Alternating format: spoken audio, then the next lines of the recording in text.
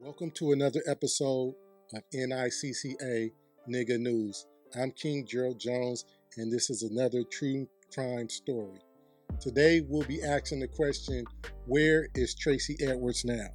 For those of you who don't know who Tracy Edwards is, Tracy Edwards was the dude that survived the attempted murder or the attempted, whatever you want to call it, of Jeffrey Dahmer. But for those who have watched the Jeffrey Dahmer case or the Jeffrey Dahmer Netflix series, he was the guy that was actually dancing and escaped with the handcuffs on. I know you guys remember that part because the dancing was crazy. Tracy Edwards met Jeffrey Dahmer at a bar. So they agreed to go back to Jeffrey's place and drink beers and watch The Exorcist. Or according to Jeffrey Dahmer's MO, he also was going to possibly take pictures of him or photos of him. But, that's up for speculation. They agreed to go back to his place where Tracy, we're not going to call him Tracy Edwards, we're going to call him Tracy. Where Tracy agreed that he'll go back to his place. And the first thing that Tracy noticed was the stench or the smell of Jeffrey Dahmer's apartment. So when he questioned Jeffrey Dahmer about it, Jeffrey Dahmer covered it up like he did with all of his victims. So I don't know why, but Tracy agreed to go in. So while in there, they began to watch Exorcist, and he said somehow Jeffrey Dahmer put the handcuffs on him. So he said he had a weapon, a knife, and sometime in that point, like you see on the Netflix special, Jeffrey Dahmer put his head to Tracy's chest and said, "I'm going to eat your heart, or I'm going to have to eat your heart." After Tracy understood or felt that he would be killed, he began to think of ways of how to get out of Jeffrey Dahmer's apartment. So as you've seen on the Netflix special, he began dancing for him. He also told him to get the camera, so they could take pictures. He was actually, I don't know what I would have did. I would have danced for him, stripped for him too. So I guess he was being smart. He said he got the drop on Jeffrey and then he punched him or did something and was able to escape. So when he escaped, he had the handcuff on his wrist and he was running down the street in Wisconsin. He flagged down the police officers and they, he told them what happened at the apartment, that this guy was trying to kill him. And they didn't have the key, the actual key to this handcuff that Jeffrey Dahmer had. So they had to go back to his apartment. So they went back to Jeffrey Dahmer's apartment in hopes to retrieve this key to unlock the handcuff and also find out what's really going on. Were you trying to kill this man? So they get back to the apartment, trying to retrieve the key and possibly find the little assault weapon, the knife that Tracy had said Jeffrey had. So in doing so, they saw the pictures of, bodies of men or that were alive, then were later dead or in compromising positions. So they began to get curious. So they also opened the refrigerator, and opened the refrigerator, they found skulls, they found genitalia, they found body parts, bones, and, so now at this point, they are going to arrest this guy. But all of that we know, all of that we've seen. But the crazy part is what was going on with Tracy Edwards after the case. So Tracy Edwards didn't go to the civil. After the criminal case, he testified, and Jeffrey Dahmer, of course, was found guilty and was put in prison. So now Tracy, because of this well-publicized case and the light that was shed on the case, we found out that Tracy had an open case in Mississippi, and this is where we're getting into Tracy, for sexual violation of a 14-year-old girl.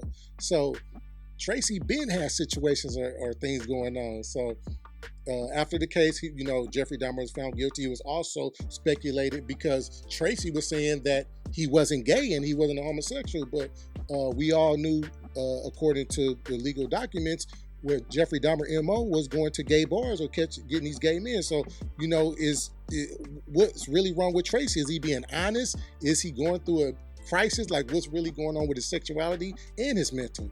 So after the case, Jeffrey Dahmer is found guilty thanks to the only surviving victim, which was Tracy. But then after the case, Tracy became homeless. He began using drugs. Nobody knew where he was. He was off the grid, doing homeless stuff. In a nutshell, Tracy was just not able to get his life together. But the irony is still yet to come. But as we're going now, we see that he's not getting his life together. He's on drugs. He has petty thefts.